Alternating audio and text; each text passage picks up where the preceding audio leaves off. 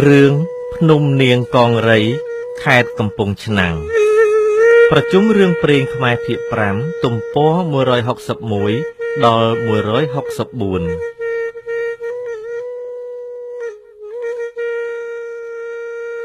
នៅឃុំពងរស្រុករលាផ្អៀខេត្តកំពង់ឆ្នាំងមានភ្នំមួយខ្ពស់ជាងគេ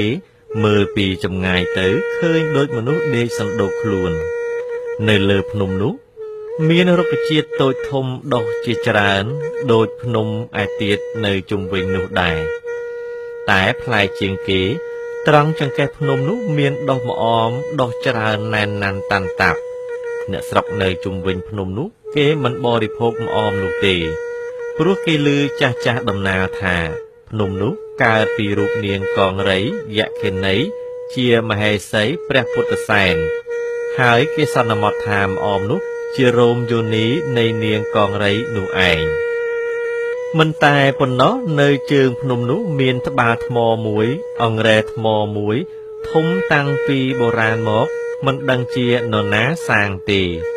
ពួកជនអ្នកឡើងទៅដល់ទីនោះលុះតែយកអង្រែថ្មបុកត្បាល់ថ្មនោះទើបមិនចាញ់ហើយនឹងបានសុខសប្បាយនេះជាជំនឿរបស់អ្នកស្រុកដែលមានតាំងពីបុរាណកាលមករឿងនាងកងរៃមានសេចក្តីសង្ខេបដូចតទៅនេះកាលពីព្រេងនាយមានសេដ្ឋីម្នាក់នៅនគរមួយជាមនុស្សឥតកូនបាននាំប្រពន្ធទៅបន់សុំកូននៅដើមជ្រៃមួយ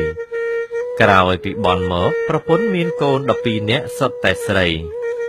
លុះបានកូនហើយសេដ្ឋីធ្លាក់ខ្លួនជាអ្នកតល់ក្ររកអាហារចិញ្ចឹមគ្មានក៏បរទេះដឹកកូនទាំង12ទៅប្រោះចោលនៅក្នុងព្រៃជ្រៅ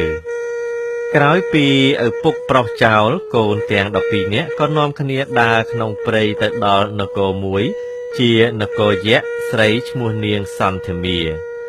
យក្សស្រីនោះមានកូនស្រីមួយឈ្មោះនាងកងរៃនាងសន្ធមាយបានឃើញនាងទាំង12ក៏តំណែងខ្លួនជាមនុស្សស្រីនាំយកនាងទាំងនោះទៅទុកប្រាសាទរបស់ខ្លួនឲ្យបម្រើនាងកងរៃជាកូនកាលនាងទាំង12ដឹងថានគរនោះជានគរយក្សនាងសន្ធមាយជាយក្ខិនីហើយក៏នាំគ្នារត់ចេញទៅនាងសន្ធមាយតាមរកទៅឃើញនាងទាំង12បានជាមហេសីព្រះបាទរតសិទ្ធិនៅនគរមនុស្សក៏តំណែងខ្លួនជាស្រីក្រមុំបានធ្វើជាមហេសីព្រះបាទរតសិទ្ធិនោះដែរ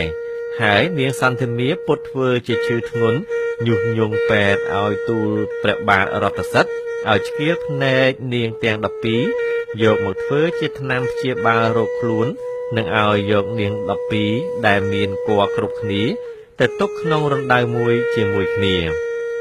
បង្អត់អាហារហើយឲ្យយកគ្រាប់ភ្នែកនាងទាំង12ទៅទុកក្នុងឃ្លាំងឯនគររបស់ខ្លួនឲ្យនាងកងរៃជាកូនថែរក្សាបណ្ដានាងទាំង12នោះនាងបង11នាក់ត្រូវគេឆ្កៀលភ្នែកទាំងសងខាងឯនាងពៅត្រូវគេឆ្កៀលភ្នែកតែម្ខាងដោយមកពីជាតិមុននាងពៅឆ្កៀលភ្នែកត្រីម្ខាងដែរនាងទាំង12ដែលមានគភ៌នោះនាងពៅមានព្រះពោធិសត្វមកចាប់ផ្ទៃវេលានាងបងកើតកូនមកភ្លាមគេហែកសាច់កូនចែកគ្នាស៊ីអស់ចំណែកនាងពៅកើតកូនមកឲ្យឈ្មោះថាពុទ្ធិសែនហើយលាក់ទុកមិនឲ្យនាងបងដឹងឡើយចំណេរកាលមកខាងក្រោយវេលាពុទ្ធិសែនធំពេញជំទង់ឡើងនាងសន្ធមាយដឹងថាជាកូននាង12ក៏ប្រើឲ្យជិះសេះនាំសម្បត្តិទៅឲ្យនាងកងរៃដោយដាក់សេចក្តីថាបើពុទ្ធិសែនមកដល់យប់ឲ្យស៊ីទាំងយប់ដល់ថ្ងៃឲ្យស៊ីទាំងថ្ងៃតែជាភ័ព្វរបស់ពុទ្ធិសែននៅពេលជិះសេះទៅដល់ពាក់កណ្ដាលព្រៃមហាឫសីបានឃើញពុទ្ធិសែនកំពុងផ្ទុំលក់និងឃើញសម្បត្តិដែលចងនៅកសេះក៏ហែកសម្បត្តិចោលហើយសរសេរសម្បត្តិជាថ្មីថាបើពុទ្ធិសែនមកដល់យប់ឲ្យរៀបការទាំងយប់ដល់ថ្ងៃឲ្យរៀបការទាំងថ្ងៃជាមួយនាងជាកូនពេលដែលពុទ្ធិសែនទៅដល់នគរយក្សនាងកងរៃបានឃើញសម្បត្តិក៏រៀបការជាមួយនឹងពុទ្ធិសែនភ្លាមព្រះពុទ្ធិសែនបានសោយរាជ្យនៅនគរយក្សមិនយូរប៉ុន្មានដោយនាងកងរៃថ្វាយដំណឹងអំពីប្រស្រីភ្នែកមេដាលោកនិងអំពីថ្នាំសម្រាប់ដាក់ភ្នែកឲ្យជា ហើយនឹងថ្នាំសម្រាប់បោះទៅកើតជាទឹកសមុទ្រជាភ្នំបានក៏ទ្រង់លួចរត់ចោលនាងកង្រីទាំងអត្រាតមកនគរវិញ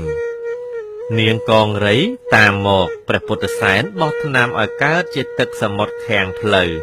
នាងកង្រីក៏យំសោកស្លាប់ខ្លួននៅកណ្ដាលព្រៃហើយព្រះពុទ្ធសែនមកដល់នគរវិញដោយសុវត្ថិភាពទ្រង់ដាក់ថ្នាំភ្នែកមេដានិងមេដាធំទាំងអស់ឲ្យជាឡើងហើយទ្រង់សម្លាប់នាងសន្តិមាទៅទ្រង់បានសោយរាជជំនួសព្រះបិតាជាសុខក្សែមខ្សាន្តរហូតដល់ទ្រង់សោយព្រះទិវង្គតបើហើយឯកសារជាច្រើននិយាយត្រូវគ្នាថាខ្មោចនាងកង្រីដែលស្លាប់នៅមាត់ទឹកនោះកើតមកជាភ្នំកង្រី